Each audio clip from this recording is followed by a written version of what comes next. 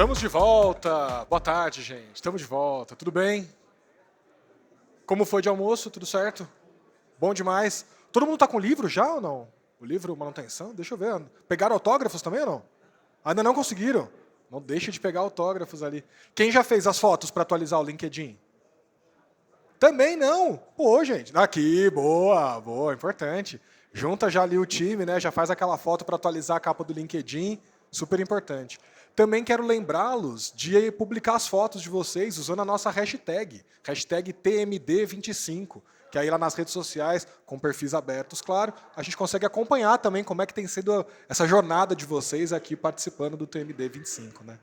Então, como eu comentei, vocês vêm vivenciando, né, essa experiência ao longo do dia. O TMD 25 tem justamente esse propósito de fazer essa conexão, trazendo o que há de mais inovador, né, as maiores tecnologias do nosso mercado a serviço do trabalho, do negócio, da produtividade de cada um de nós, né?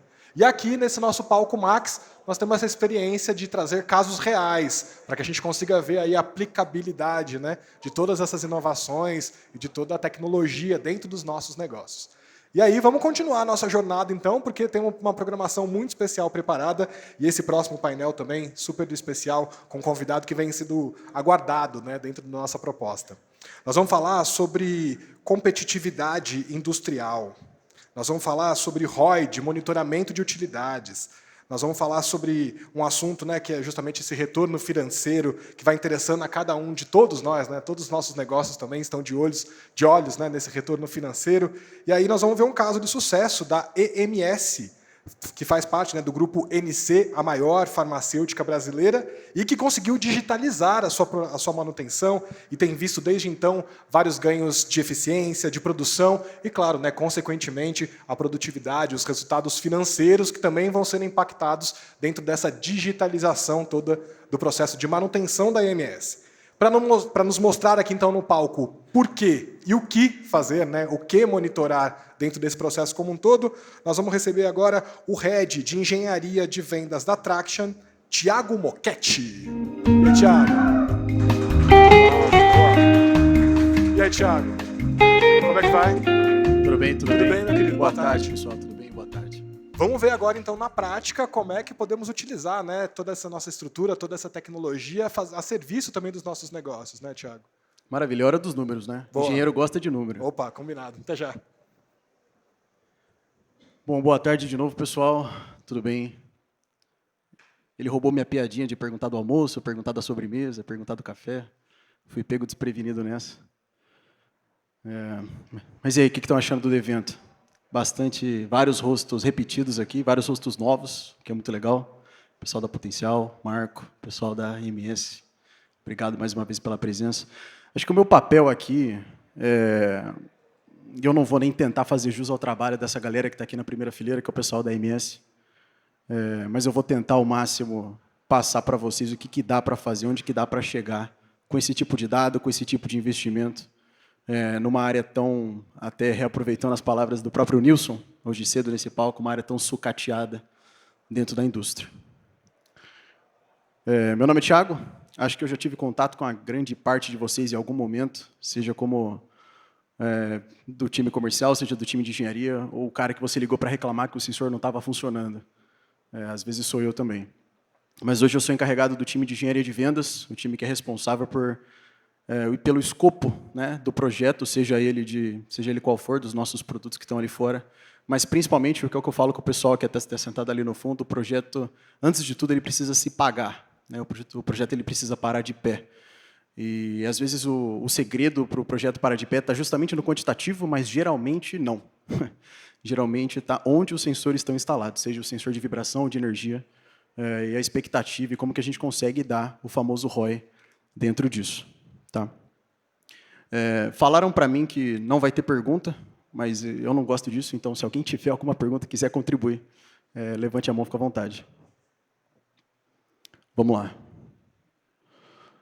Agenda rápida, meu objetivo hoje é dar uma contextualizada rápida no que é utilidades, qual a diferença do monitoramento de utilidades para o monitoramento de condição, que se vocês ainda não ficaram carecas de saber, eu já, com os sensores que estão aí fora, o que eu ganho com isso, então aí que entra o ROI na jogada, se não fizer sentido, se não tiver um cifrão bem grande, não faz sentido.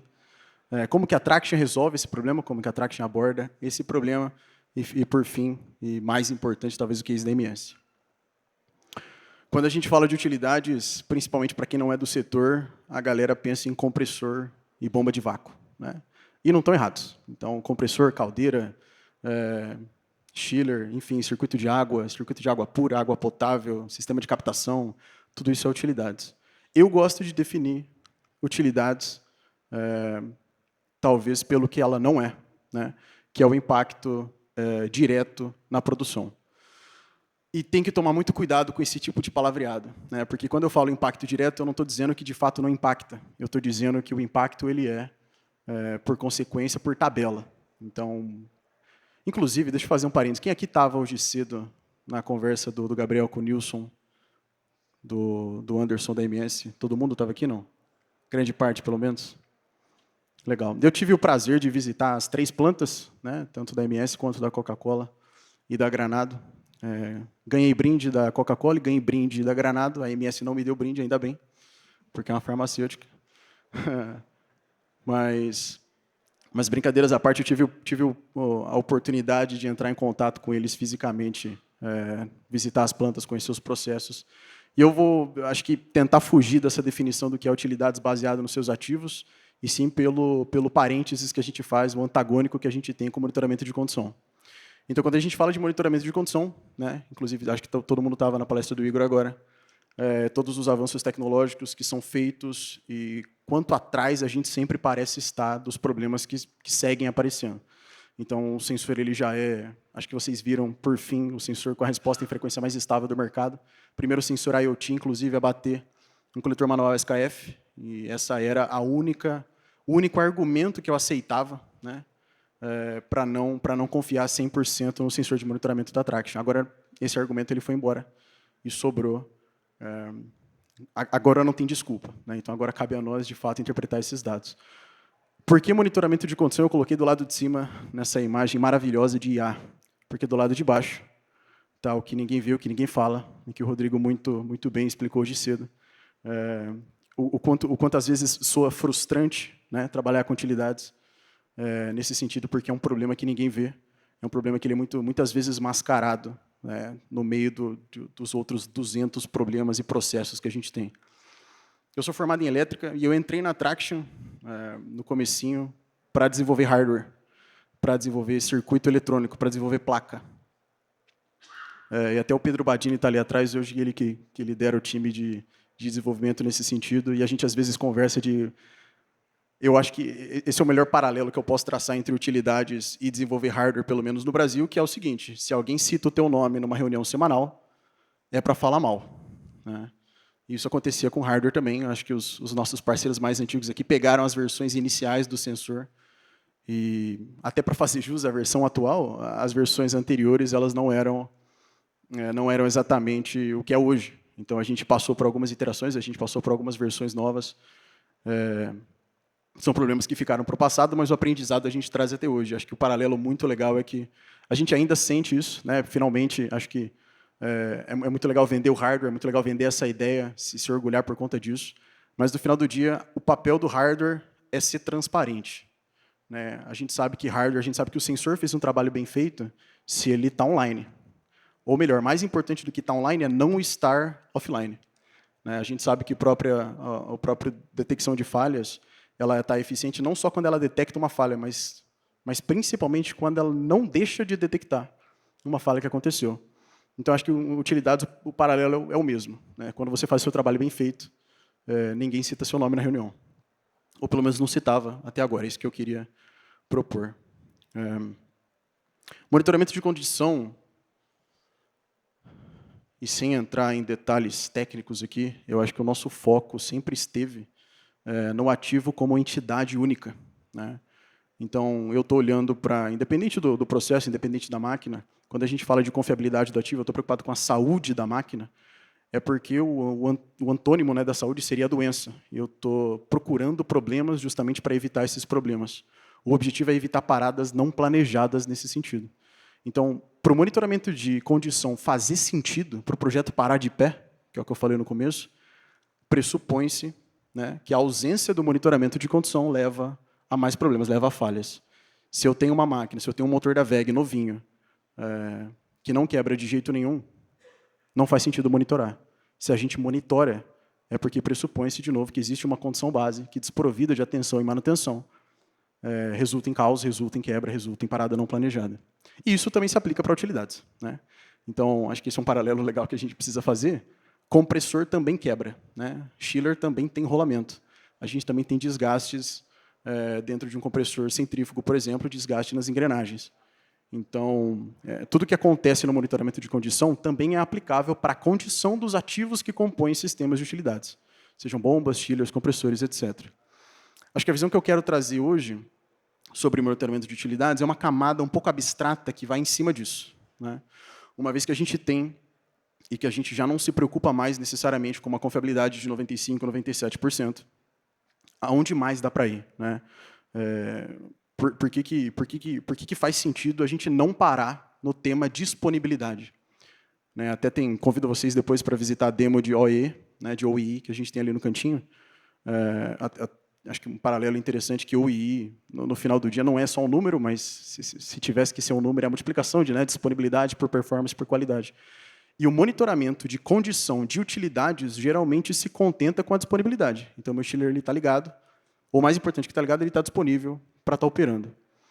Acho que a diferença do monitoramento de condição de ativos de utilidade para o monitoramento de utilidades de fato é quando você deixa de se preocupar única e exclusivamente com a disponibilidade desses ativos e sim com a performance deles, né?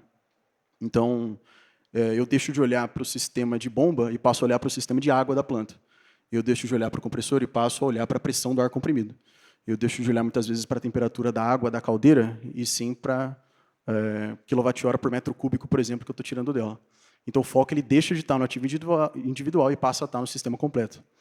É claro que estar operando, estar disponível, ainda é a prioridade número 1. Mas, acima disso, eu acho que cabe, né? Principalmente para a galera que está aqui nessa sala hoje, não é mais suficiente. Então, além de estar disponível e operando 24/7, eu preciso garantir que nessas 24 horas por dia, ele está no BP, que é o ponto de maior eficiência possível. Então, o objetivo ele passa a ser minimizar o consumo e o custo por unidade de produção, né? Ou, como o próprio Rodrigo falou de novo, não necessariamente diminuir o custo, mas manter o custo e aumentar a minha capacidade de produção. Eu acho que, de novo, resgatando eu tenho um viés muito técnico, até comercialmente falando. É impossível dar vazão em projetos de engenharia que não param de pé. Então, monitorar a condição evita a falha e pressupõe, novamente, que a falha existe, caso não monitorada. Monitorar utilidades, por outro lado, a gente está preocupado com eficiência. E como que você calcula o ROI disso? Como é que você calcula quanto que você trouxe de retorno de investimento em cima, muitas vezes, de um retrofit num chiller, ou de trocar uma peça, se o chiller estava funcionando esse tempo todo. Até estava conversando com o pessoal da MS hoje cedo. E como é que você justifica isso? Como é que você leva isso para a diretoria que você quer fazer um retrofit no chiller para melhorar em 3% a eficiência dele? Isso em reunião geralmente é rebatido com a famosa frase, mas está funcionando. Está ligado. Ele não para faz 6 meses. Então, acho que um dos objetivos aqui é justamente provar e ajudar vocês, inclusive, a provar, levar isso internamente, juntar argumento, para que vale sim parar o chiller de vez em quando, mesmo que ele esteja ligado e disponível o tempo todo.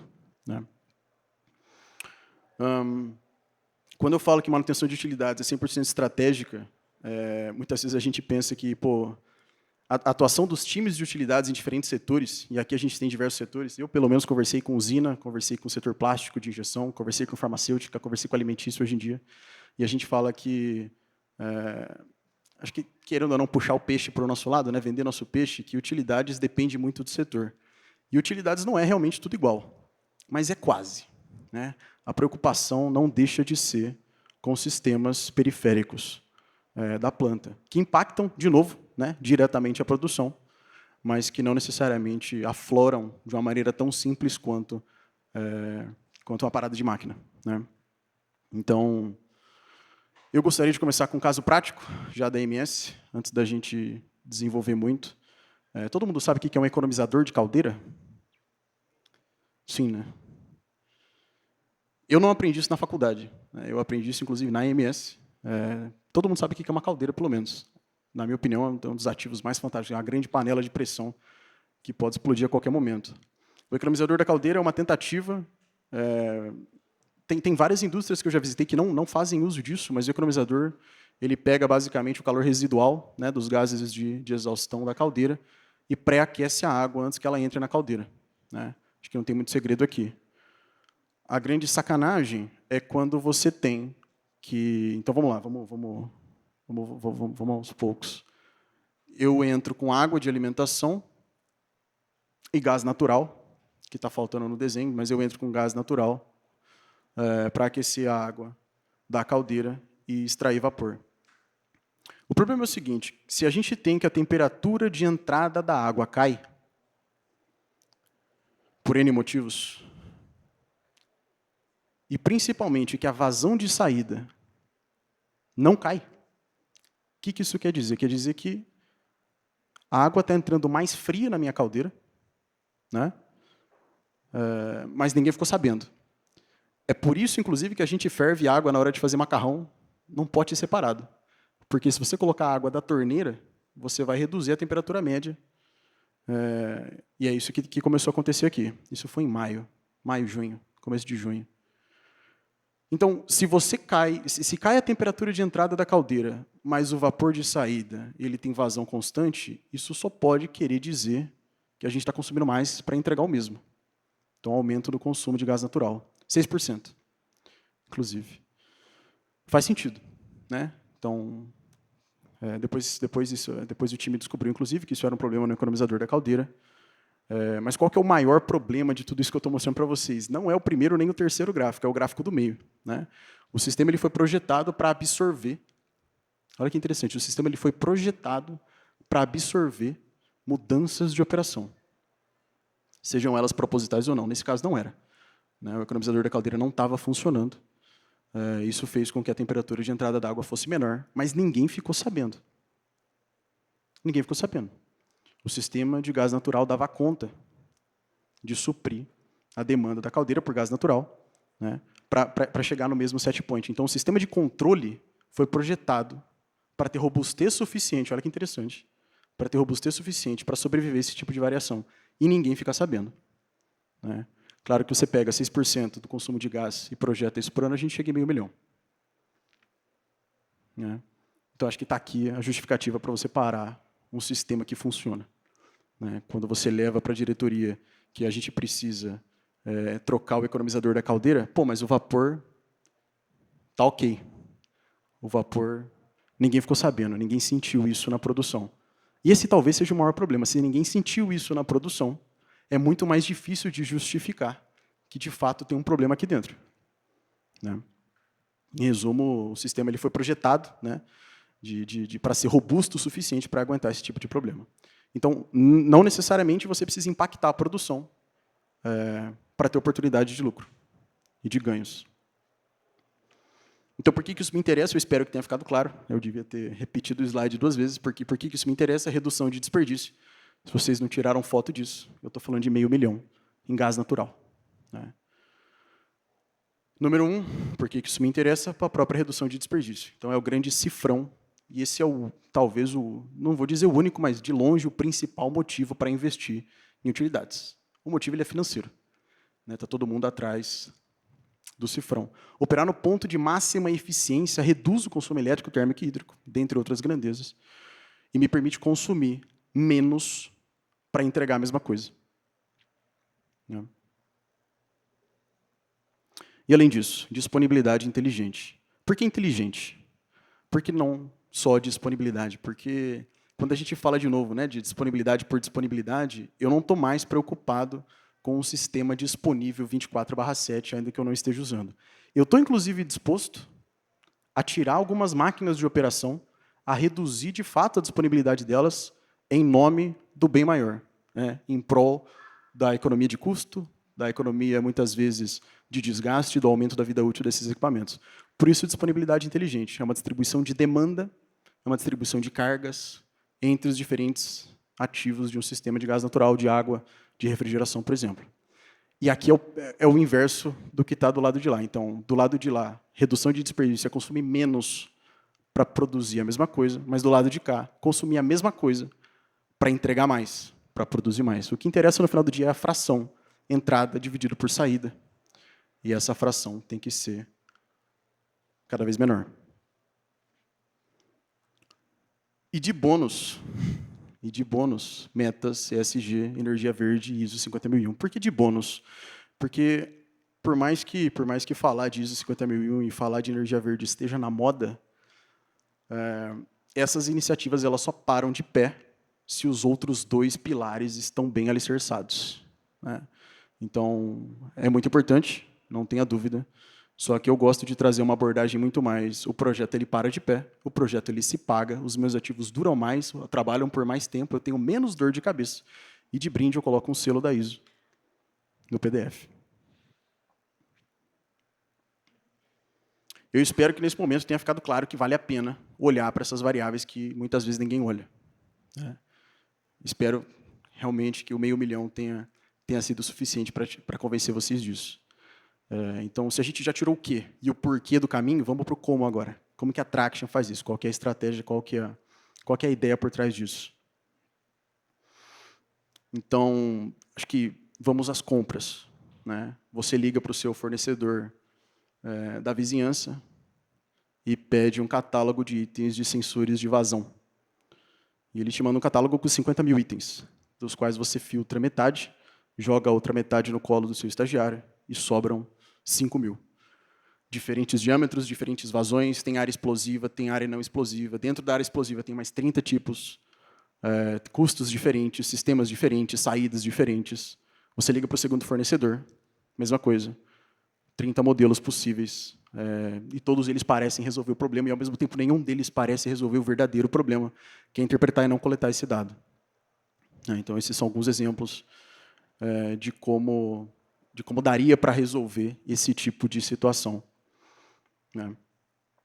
Claro que a ideia é fugir disso, né? Então, eu estive, inclusive, no palco, ano passado, para quem me viu aqui ano passado no palco, junto com o Igor, e falei como que a Traction não é, nunca foi, e se tudo der certo, nunca vai ser uma empresa de sensores de prateleira, né? Acho que ficou claro, inclusive, nas falas dele, que o nosso objetivo é adicionar robustez cada vez mais para resolver problemas que hoje nem são considerados problemas dentro da manutenção. E eu não poderia, de forma alguma, ir contra esse preceito quase cultural dentro da empresa e sugerir que desenvolvêssemos, por exemplo, sensores de vazão. Porque desenvolver sensor de vazão implica desenvolver automaticamente pelo menos 50 sensores de vazão. Você tem todos os tipos possíveis de tubulação, de engate, de área com classificação de atmosfera explosiva, por exemplo. Mas o mais importante de tudo isso não é a dificuldade de desenvolvimento, né, do nosso lado. É porque você realmente não precisa disso. O seu chiller train já tem essas informações, por exemplo, né? Então, esse aqui é a HM de um chiller, ele já tem a temperatura de entrada e saída de água no evaporador. Tem o set point, tem a temperatura do ar externo, um histórico de autodiagnóstico, né? Você tem condutividade da água, por exemplo, já logada no seu IHM, disponível para consulta, desde que você vá a campo e faça essa coleta de maneira visual, manual. E diversos outros sistemas. Acho que a ideia aqui é mostrar que a instalação de novos sensores, ela, de certa forma, reinventa a roda, porque essas informações já existem, né? Você não sabe a pressão de saída do seu compressor, mas o seu compressor sabe. O seu GA75 da Atlascópica, ele sabe quantos bar de pressão ele está injetando na rede. E ele sabe todas as flutuações possíveis e imagináveis que vão acontecer num período de 30 minutos, que é o que acontece num sistema de carga livre, né? Mais um exemplo de HM, de set point, de temperatura. Então, assumindo que grande parte, não a totalidade, mas que parte suficiente desses dados já existem de uma forma ou de outra no seu sistema, o desafio Traction deixa de ser coletar esses dados direto na fonte, enquanto grandeza física e passa a ser, por que não roubar os dados desses caras? Por que não fazer uma interface digital em escala que consiga pegar esse tipo de informação e jogar para a mesma plataforma que você já conhece, né? E é isso que a gente fez. Então, No palco ano passado, a gente introduziu o OmniTrack, e o OmniTrack é um sistema de coleta de dados digitais em qualquer tipo de protocolo paralelo. Então, eu estou falando de Profibus, Profinet, estou falando de Ethernet IP, estou falando com as grandes marcas, modelos, fornecedores, estou falando com o que outrora eram monopólios da automação, né? Todos esses protocolos hoje eles foram quebrados de uma forma ou de outra, e a gente tem acesso a todas as informações que o seu Schiller Train tem acesso também. Né? Essa interface ela se dá por meio de um cabo RJ45, e essas informações vão direto para a nuvem sem passar por nenhum tipo de firewall de TI, etc. Né? E do outro lado da moeda, se esses sensores eles não chegam numa IHM centralizada, mas o dado está disponível numa saída 420 0 a 10, eu consigo fazer isso com o Unitrack, né, que é o irmão mais novo do OmniTrack, igual alguém falou isso para mim hoje cedo, fazer a coleta dos mesmos dados e jogar para a mesma plataforma. E uma vez que isso chega na plataforma, aí é arroz com feijão para a gente. Né? Aí é processamento e a interpretação de dados. O Unitrack e o OmniTrack eles resolvem um problema de infraestrutura, que é conectar o chão de fábrica brownfield, que é conectar um chão de fábrica, muitas vezes, que possui dados, possui sensores instalados, mas esses dados não chegam a lugar nenhum, ou lugar nenhum relevante, pelo menos, e jogar tudo isso no mesmo ecossistema. Do ano passado para cá, acho que outro parênteses que eu gostaria de fazer é que a gente foi a campo, e principalmente em mercado, falar com quem entende do assunto, né? E buscar expertise de quem já faz isso há pelo menos 3 décadas. Então, tem alguns nomes nacionais, nomes internacionais, algumas das parcerias legais já firmadas pela Traction. Então, se em último caso, pô, Thiago, legal a ideia, mas realmente a informação que eu preciso não está disponível na IHM do meu trainer e eu não tenho nenhum tipo de sensor instalado. Eu posso comprar um sensor novo e instalar um sensor novo num duto de ar comprimido, por exemplo, que até então não era monitorado? Você pode fazer isso. Né? E a gente pode fazer isso também, usando a expertise desse tipo de parceiro. Tá. Agora acho que é a hora de falar de números e do case da MS em mais detalhes. Então, o que a gente fez no começo do ano? A gente instalou uma série de dispositivos OmniTrack, Unitrack, e o Energy também, o sensor de energia, que também está nas demos ali, para coletar dados de quilowatt-hora, dados de pressão, vazão, e essas demais variáveis, entre aspas, secundárias, além da vibração e temperatura, para fazer esse tipo de correlação na plataforma. Eu roubei, inclusive, um slide do pessoal da MS, para mostrar que eu não estou mentindo, e atenção especial ao quadradinho verde. Os indicadores de sucesso são redução no percentual de consumo de energia, gás e água, ou seja, gastar menos para produzir a mesma coisa, e aumento da disponibilidade dos ativos monitorados. Vocês vão ver que aqui está a disponibilidade inteligente que eu falei no caso dos chillers. E ainda de brinde, o tempo médio de resposta à falha é reduzido, porque você passa a ter toda e qualquer informação relevante ao teu processo online, na palma da tua mão, com alarmas inteligentes, e conformidade com os padrões de qualidade operacional.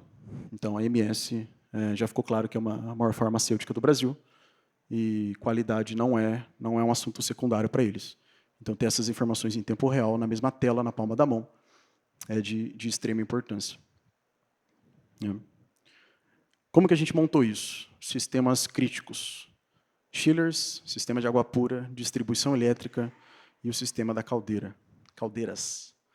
Dentro de chillers, eu estou olhando para a energia, então quilowatt-hora. Quilowatt-hora por tonelada refrigerada, o TR é tonelada refrigerada, fator de operação, quanto que ele liga e desliga. Sistema de água pura, estou preocupado com qualidade e vazão, a gente vai olhar para a eficiência também. Distribuição elétrica, consumo e demanda. Aqui eu estou falando de 100% quilowatt-hora e quilowatt em horário ponta, fora ponta, distribuição de carga, etc. E caldeiras, o metro cúbico de saída, o gás natural e a temperatura. E dentro da caldeira entra o exemplo do economizador que eu mostrei para vocês há alguns minutos. Case número 2, gestão de performance. Esse aqui eu acho que é o mais emblemático, principalmente para quem tem um background técnico de engenharia, porque a justificativa ela é técnica, ela é teórica, inclusive. Essa aqui é a curva de eficiência do Schiller. A curva de eficiência do Schiller dá simplesmente pela energia que eu consumo da rede elétrica dividido pela tonelada refrigerada que ele devolve. Então, quilowatt-hora por TR é um indicador importante para o Schiller nesse momento para a gente. E seguindo orientações do fabricante, constantes mágicas e o que vem da própria literatura do fabricante, a gente chega que o valor ideal dessa razão, kWh por tonelada refrigerada, é de 1,2, 1,18. A gente não precisou de muito tempo para ver que essa linha média não está em 1,2. Né? Ela está em quase 3 vezes isso, 2,5 vezes isso, em 3,2 aqui em cima. Então, essa aqui é uma curva de novo, eficiência do chiller. Nesse momento, a gente não sabe, ninguém sabia, se é o numerador ou o denominador que estão errados. Né? Se eu estou consumindo mais do que eu devia ou se eu estou entregando menos. Mas a beleza da coisa é que isso não interessa. Né? O indicador de eficiência ele tem que ser constante, independente da demanda e do volume de saída desse tipo de equipamento. E se eu não estou em 1,2, alguma coisa está acontecendo de errado. Acho que esse aqui é mais fácil mostrar o depois para o antes. Né? Dá para ver que a gente conseguiu... o problema no final do dia era um sensor que estava disparando o chiller mais do que devia. Então, no final do dia, a gente estava consumindo a mesma coisa para entregar menos. Olha que interessante, esse aqui é um caso, seria do meu objetivo secundário, o objetivo que está do lado direito de vocês, de aumento de disponibilidade ou disponibilidade inteligente, porque eu passei a entregar mais. Então, o TR do chiller lá embaixo, ele aumenta abruptamente quando a gente resolve o problema de disparo de automação do chiller. Né? E isso não impacta de jeito nenhum o consumo de energia. Nessa brincadeira, a eficiência do chiller dobra, e a gente está falando de mais 80 mil por ano.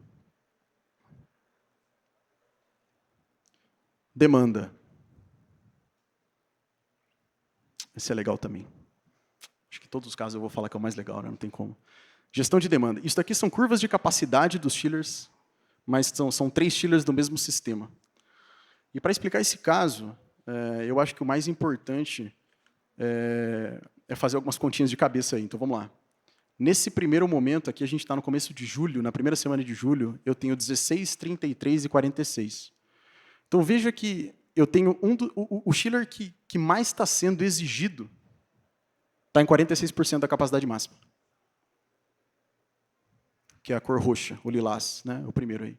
Então, o chiller que mais está trabalhando dos 3, os 3 estão ligados em paralelo, no mesmo circuito de refrigeração, e o que mais está trabalhando, o que eu mais estou exigindo, está pouco, entre aspas, 46%. O segundo está em 33% e o terceiro em 16% da capacidade total. Então, o que o time se perguntou? Né? Será que eu não consigo desligar um dos 3 e os outros 2 absorvem isso? Porque pelas porcentagens a conta fecha. Né? Se eu tirar o 16 ali, que é o menorzinho deles, e distribuir entre os outros 2, a conta fecha. Dito e feito. Nesse caso aqui, o chiller 1 foi desligado, então o azul ele zera, o que estava em 16 ele vai para 0, e os outros 2 distribuem essa demanda. Né?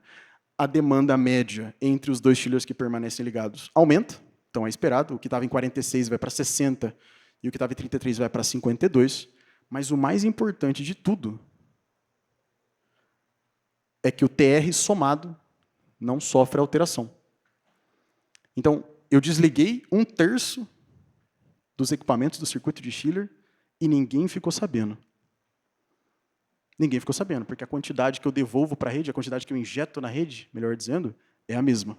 Veja que a gente até brinca com as cores, né? A gente tem um verde pequenininho e depois rola uma distribuição e depois eles começam, inclusive, a ciclar os chillers. Aí você tem um jogo de cores aqui. Tem hora que você tem azul e verde, depois azul e roxo, depois verde e roxo. Mas o mais importante é que tem uma linha flat, né? Uma linha quase constante de output do chiller. Só que, beleza, eu não mudei o output. Mas quando você aumenta a porcentagem de capacidade do chiller, ou melhor, você muda a região de operação do seu chiller, o que o fabricante fala para você? Ele é mais eficiente. Então, quanto mais perto do 100%, mais eficiente é o equipamento. Isso aqui é para quem já tentou medir fator de potência de motor rodando a vazio. O fator de potência do motor da WEG W22 rodando a vazio é de 40%. É assustador, inclusive. Esse era um dos primeiros testes no laboratório de elétrica da faculdade. Era rodar um motor a vazio. E a gente tinha certeza que estava errado, porque é inconcebível que um motor de R$500 mil tenha um fator de potência de 40%, mas é verdade. E aí você adiciona uma carga, ele sobe para 60. Você adiciona mais um pouquinho, ele sobe para 80, e você chega no nominal dele. E o fator de potência do motor desse beira os 80%, 85%. A mesma coisa aqui. Então, quando você plota o gráfico de custo de chiller, que é o que interessa para a gente no final do dia, né? Tá isso, economia de 4%, sem afetar de jeito nenhum o output do sistema. Olha que coisa linda. Olha que coisa linda. Eu usei que o não impacto, eu falei para vocês faz 10 minutos que o não impacto à produção mascara e nos obriga a seguir por caminhos quase secundários para fazer preventivas, substituições, lidar com performance, mas o mesmo caminho secundário me permitiu economizar 80 mil por ano, 85 mil por ano, sem que ninguém ficasse sabendo, simplesmente desligando um dos chillers que estava no sistema. Quarto e último caso, eficiência hídrica, sistema de água. Esse aqui, ele tem uma magia inerente porque você não precisa de background técnico nenhum para saber que sistemas gêmeos deveriam operar de forma pelo menos similar. E é só plotar o gráfico, azul, laranja, que alguma coisa errada tem com o laranja. Eu posso não saber o que é, posso não saber o que ele faz, mas alguma coisa de errada tem. E está aí um pouco do valor também. Então, eu mostrei para vocês um exemplo quase que acadêmico, eu mostrei para vocês um exemplo intermediário de acadêmico e prático, que exige um contexto prévio, e aqui está um exemplo 100% prático. 100% prático. O laranja tem uma média de 70%, 72%, e o azul tem uma média de 80%, 82%. Né? Então, mais uma vez, a simples, mas ao mesmo tempo tão eficaz comparação de sistemas similares entregou onde estava o problema. E depois do ajuste, as coisas melhoraram e os sistemas eles ficam com um output e uma eficiência muito parecida. Esse aqui é um exemplo, inclusive, dos sensores de track instalados em campo para a medição das vazões de água no sistema de água deles. São 100 metros cúbicos de água ao menos por mês. Isso dá uma economia de 30 mil por ano. Acho que todos os exemplos que eu dei, nenhum desses casos era uma falha específica de manutenção. Difícil, inclusive, você catalogar isso dentro do seu FEMEA. Né? Não são falhas de manutenção, são problemas de eficiência. Né? E, inclusive, conversando com o Lucas e com o Caio hoje cedo da MS, eles me contaram que tem mais um case que eu nem estava sabendo. E que eu falei para o Lucas, se ele sentasse aqui na frente, eu ia pedir para ele falar sobre, e ele sentou. Então, o que aconteceu lá, Lucas? Conta para a gente. Boa tarde, pessoal. Prazer. Meu nome é Lucas Blanes, sou parte do time da MS. Atuo como coordenador, né, corporativo das utilidades e da manutenção externa, da área da manutenção corporativa. E com a constância, né, com a quantidade de dados, a gente é bombardeado com informações. Então, imagina, todos os sistemas estão sendo constantemente alimentados online e várias informações. E, recentemente, a gente concluiu a instalação, né, das soluções Attraction na nossa gama de compressores da unidade de Hortolândia. Então, similar, né, dá para fazer um paralelo com o que aconteceu com os chillers. Então, a gente tem por cerca de 11 compressores na unidade de Hortolândia. Então, fomos pelo mesmo caminho. Poxa, qual que é o custo da minha geração de ar comprimido? Como que é a eficiência de cada um desses compressores? Será que é possível? Existe um compressor performando melhor que o outro ou não? Né? A gente sabe que tem diversas tecnologias para geração de ar comprimido. Né? Então, tem secadores diferentes, tem players de compressores diferentes. Então, um desses, né, avaliações, né, a gente tem o Nicolas, operador de utilidades, que a gente colocou ele de castigo lá sentado nas nossas telas de monitoramento. E só aumentar um pouquinho o tempo, um determinado momento, paramos uma máquina para fazer preventiva, né, com a Ingersol e tudo mais, e ligamos outro compressor que estava de backup. E notamos que manteve a performance de operação, né, de qualidade de ar comprimido, umidade, porém, o quilowatt-hora da minha geração reduziu. Então, opa, peraí, esse cara está performando melhor que o outro. Então, por que não manter esse como backup e partir o outro? Então, coisas simples que, quando a gente faz um paralelo apenas com manutenção, pô, ele não está me dando problema, ufa, eu estou tranquilo. Não, né? A que custo eu estou gerando essa utilidade? Né? Então, com essa pergunta sempre na nossa cabeça, a gente começa a ver essas variáveis. E aí foi onde a gente, sem custo nenhum, né? Só questão de operacional, desligamos um chiller, partimos o outro, demos também cenários diferentes. Pô, peraí, vamos tentar outros cenários. Será que tem outros que é mais eficiente ou não? Anéis diferentes, interligações possíveis, e chegamos no cenário ideal, onde aí está gerando em cerca de 35 mil, mais ou menos, mensais de redução de energia. Né? Isso a gente já, por um período. E uma coisa muito importante, que com os dados online, com o histórico de dados, a gente consegue perpetuar a melhoria, ou seja, certificar que ela se mantém. Então, não foi por um sorte ou por um período. Hoje eu consigo, por meses, acompanhar se vai voltar, se não, o que está acontecendo. Então, é olhar utilidades como manufatura. A gente entrega um produto com qualidade, e não como manutenção. Então, não estou mais preocupado em disponibilidade apenas. Aqui custo, aqui qualidade, a gente está entregando água gelada, água purificada e também o ar comprimido. Maravilha.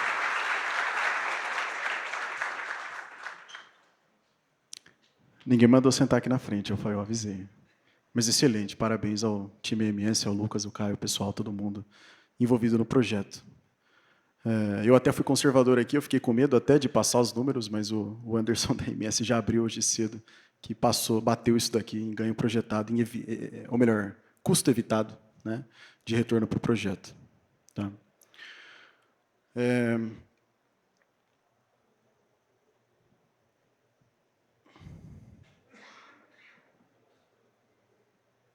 Eu vi que o Igor está ali, eu estou me coçando aqui, Igor. Eu queria terminar isso aqui de um jeito diferente. Aquele slide da semana passada lá. Será que dá jogo ou não? Só para encerrar com chave de ouro, pessoal e tal. O pessoal falou que não vai tirar foto. Consigo jogar minha tela aqui, pessoal? Então vamos lá, esse aqui é um exemplo em primeira mão de uma reunião interna que a gente teve para o ano que vem. Então já fica um spoiler gigante do que a gente está trabalhando, que é pegar todo esse conhecimento localizado que está na cabeça do Lucas, na cabeça do Caio, na cabeça do time de utilidades e trazer isso e dar contexto para os nossos modelos, que é a famosa análise multivariável. Né? Então aqui eu estou falando, por exemplo, de correlacionar e filtrar séries de dados distintos ao mesmo tempo e que isso me gera um novo indicador, não necessariamente kWh por TR. Pode ser tão simples quanto, mas não necessariamente kWh por TR. A gente está falando de N dimensões de análise de dados para entregar o estado da arte do insight de... Isso aqui eu vou precisar aumentar a tela. O estado da arte de um insight de operação, que é esse daqui. Então, até para contexto, esse aqui é um exemplo que não está em produção ainda, então não adianta pedir. É um exemplo de eficiência de uma bomba. O modelo ele vai atrás de toda a literatura. Então, página 74 de um capítulo específico do manual de uma bomba, ele acha esse ponto de melhor performance de altura da bomba pela vazão dela. Compara isso, esses pontinhos em verde são pontos que a gente está coletando em tempo real com os sensores e faz o cross-check. Né? Por que a gente está no ponto verde se a gente podia estar para baixo da curva laranja? E os porquês. Qual o perfil de acionamento da bomba? Essa bomba aqui é uma bomba de vácuo que você precisa ligar ela com a válvula fechada para ela pegar pressão. E depois você libera a válvula. Né? O problema nesse caso específico que a gente está analisando é o tempo em que a válvula fica fechada antes de pegar pressão.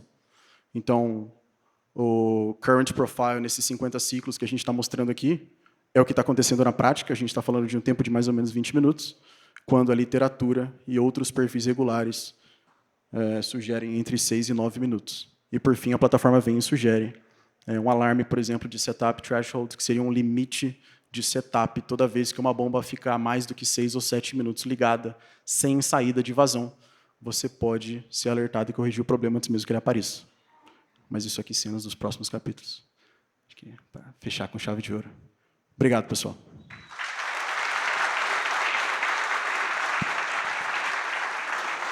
Boa, Thiago. Obrigado, meu querido.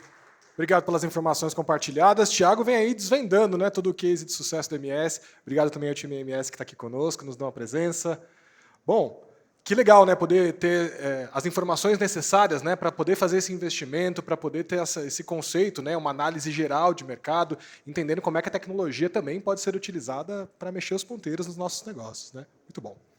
Bom, daqui a pouquinho aqui no nosso palco Max, nós vamos continuar a nossa programação, mas também quero fazer alguns convites específicos, né? Nós vamos ter daqui a pouco uma mesa redonda para a gente falar sobre competitividade industrial. Nós vamos ter a presença do COO da Jost Brasil e do diretor industrial de operações da Bung Global. Ali no palco Ultra, não deixem de participar também, nós teremos um painel sobre os desafios e as boas práticas na gestão de múltiplas plantas, com o Adriano Strauss, da CSN, né, a Companhia Siderúrgica Nacional.